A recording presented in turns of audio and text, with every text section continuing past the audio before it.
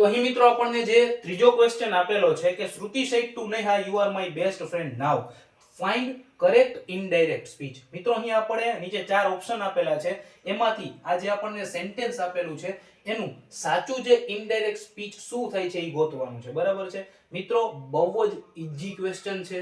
બરાબર છે, આરામથી તમે આને સોલ્વ કરી શકો જો તમે 10મા ધોરણમાં 11મા અને 12મા ધોરણમાં વ્યવસ્થિત ડાયરેક્ટ ઇનડાયરેક્ટ સ્પીચ ભણ્યા હોય. બરાબર છે, પહેલા તો તમને 12 ટેન્સીસ આવડવા જોઈએ.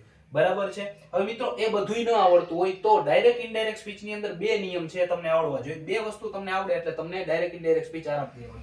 એક તો તમને રિપોર્ટિંગ વર્બ ગોતતા આવડવું જોઈએ, બીજું કે સેન્ટેન્સ કયું છે તે ખબર હોવી જોઈએ, અને જે કંજક્શન એમાં વપરાય છે ઈ કયું છે એ ખબર હોવી જોઈએ. તો અહીં જોવો જોઈએ શ્રુતિ said to Neha you are my best friend now. તો you are my best friend now એ એક વિધાન વાક્ય છે. બરાબર છે, તો વિધાન વાક્યમાં સંયોજક તરીકે હંમેશા that વપરાય. તો નીચે જે ચાર ઓપ્શન આપેલા હશે એમાં જે that હશે, બરાબર છે, ઈ આપણો સાચો આન્સર થશે. બરાબર છે, એક તો એમાં that આવવું જોઈએ. બરાબર છે, તો શ્રુતિ told નેહા the, બરાબર, અહીંયા the છે, આ કોઈ દિવસ આન્સર ન આવે. પહેલો ઓપ્શન એમનેમ કપાઈ ગયો. બીજી વસ્તુ કે અહીંયા said to આપેલું છે, આ રિપોર્ટિંગ વર્બ શેનું છે તો કે ભૂતકાળનું છે, કે ડાયરેક્ટ સ્પીચમાં જો said to આપેલું હોય તો ઇનડાયરેક્ટ સ્પીચમાં એનું told થાય. શું થાય? એનું told થાય. અહીંયા told છે, અહીંયા told છે.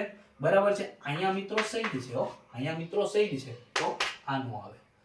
બરાબર છે મિત્રો, તો said to નું told થાય. બરાબર છે, રિપોર્ટિંગ વર્બ તરીકે શું આવે? that આવે. તો મિત્રો A અને D ઓપ્શન તો એમનેમ કપાઈ ગયા. હવે આપણો આન્સર છે, બરાબર છે, કાં તો B હશે કાં તો C હશે. હવે શું કહે છે કે શ્રુતિ said to Neha you are my best friend now. અહીંયા now આપેલું છે મિત્રો. બરાબર છે, જ્યારે ડાયરેક્ટ સ્પીચમાં નાવ આપેલું હોય તો ઇનડાયરેક્ટ સ્પીચમાં એનું ધ્યાન થાય. શું થાય? એનું ધ્યાન થાય. બરાબર છે, તો જોવો જોઈએ કે that she was her best friend, અહીંયા નાવ આપેલું છે.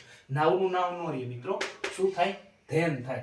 તો આપણો જે આન્સર છે, બરાબર છે, એ છે ઓપ્શન C. બરાબર છે મિત્રો, આનું સાચે સાચું ટૂંકમાં ઇનડાયરેક્ટ સ્પીચમાં રૂપાંતર શું થશે તો કે શ્રુતિ told નેહા, અહીંયા યુ આપેલું છે, શ્રુતિ કહે છે, અહીંયા C થઈ જાય C. બરાબર છે, R આપેલું છે.